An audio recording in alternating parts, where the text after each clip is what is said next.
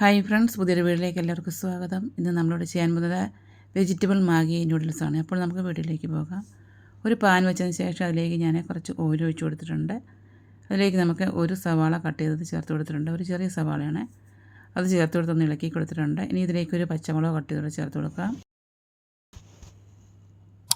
ഇനി നമ്മളിതിലേക്ക് വെജിറ്റബിൾസാണ് ചേർത്ത് കൊടുക്കുന്നത്. ഞാൻ 3 കളറുള്ള ക്യാപ്സിക്കം എടുത്തിട്ടുണ്ട്. കുറച്ച് ക്യാരറ്റും നീളത്തിൽ കട്ട് ചെയ്ത് എടുത്തിട്ടുണ്ട്.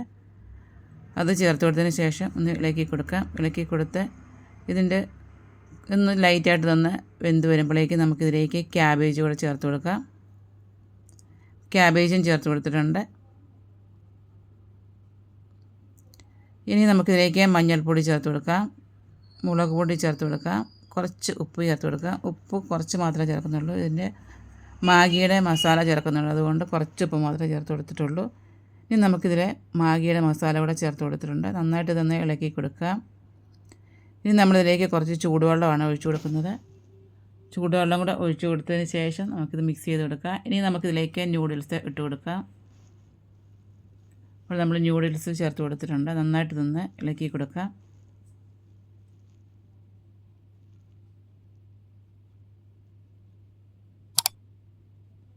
നന്നായിട്ട് ഇളക്കി കൊടുത്തതിന് ശേഷം നമുക്കിതൊന്ന് അടച്ച് വെച്ച് നിന്ന് വേവിച്ചെടുക്കാം.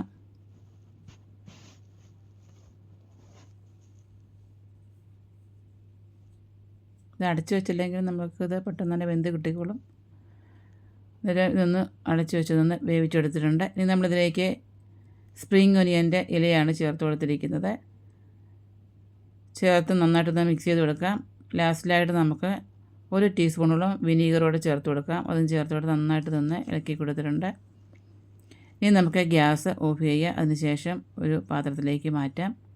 അപ്പോൾ നമ്മൾ വളരെ വേഗത്തിൽ തന്നെ ഇവിടെ വെജിറ്റബിൾ മാഗി നൂഡിൽസ് ഇവിടെ റെഡിയാക്കിയിട്ടുണ്ട്. അപ്പോൾ വീണ്ടും പുതിയൊരു വീഡിയോ ആയിട്ട് വരാം. അതുവരേക്കും ബൈ. Thanks for watching.